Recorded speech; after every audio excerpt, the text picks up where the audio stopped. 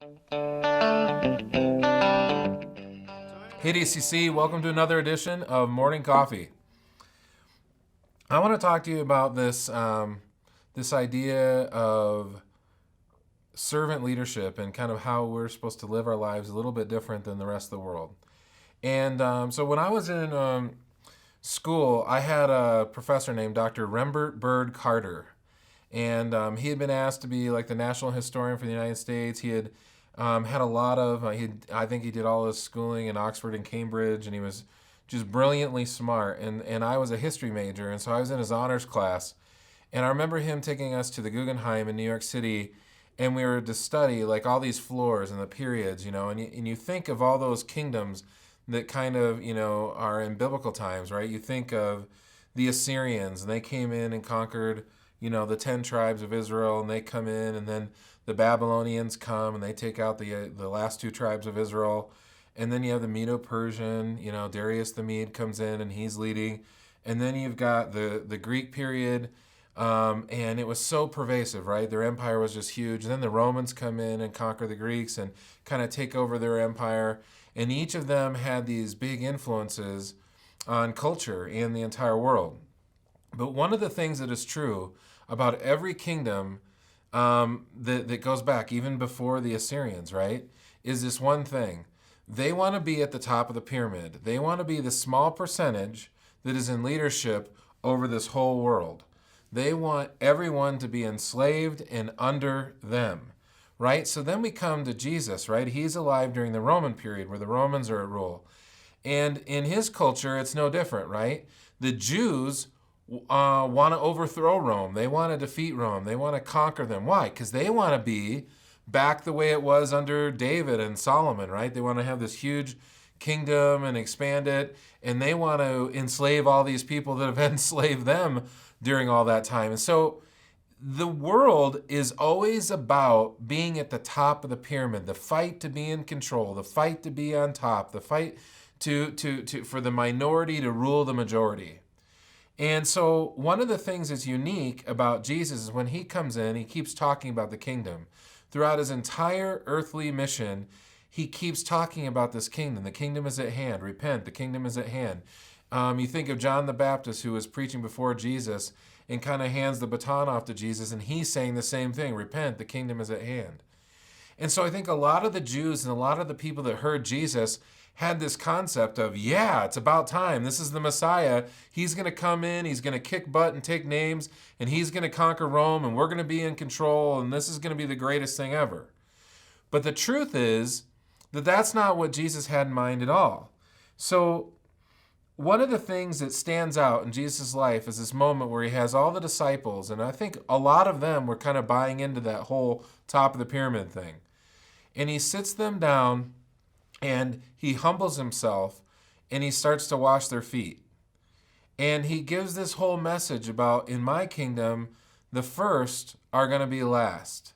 In other words, the leaders are going to have to go to the back of the line.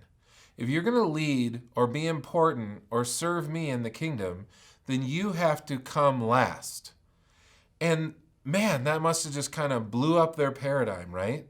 And then he talks about his kingdom, and it's going to be this kingdom in which he's the king, he's the Messiah, he's the anointed one, right? But in order to take that position, he's going to have to get captured, imprisoned, beaten, whipped, and then die. And so why? Because he's going to serve the greater good. He's going to give up his life for everyone else. Not just the 12 disciples, not just, the greater number of people who are following him, not just the Jews. He's dying for the sins of the world. He's sacrificing himself for this huge thing. So he just kind of flips the pyramid upside down, right? So one of the biggest reasons that caused me in my life to turn to Jesus and believe in him is that unlike all the people that you read, I got to study in history honors class all the writings of all those empires. And it's amazing. Even when you go back to ancient Mesopotamia, they bring on hyperbole, right? They're like, oh, we utterly destroyed this kingdom and that kingdom, and we totally kicked butt and took names on these guys. And they just constantly brag and talk about how great There are things that are, and yet here comes Jesus with his message of kingdom, and it's not like that at all. His message is, I'm going to die, and that's going to set an example for all of you to follow. You're going to have to sacrifice in order to be something in our kingdom. And it just completely blows away the whole paradigm. And so to me, that's what really convinced me to believe in this whole thing called Christianity, to believe in Jesus, was because there's no one that came before Jesus and there's no one that's come after him that has brought this message of flip the pyramid and servant leadership. It is only his message that has been in that vein. And so I want you to think today about that. You know, at DCC, we want you to start taking next steps in your walk with God.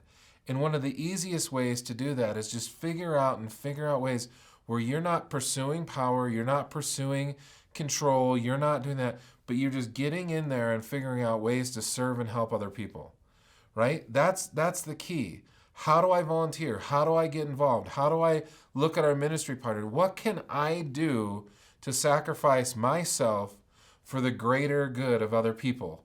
And how do I put them in front of me? That's your wife in front of you, your kids in front of you, your coworkers in front of you, people that you don't know in front of you. And let's be frank, people that are jerks, right? And I could use a better, more colorful term there, but I'll use jerks so I don't upset anybody.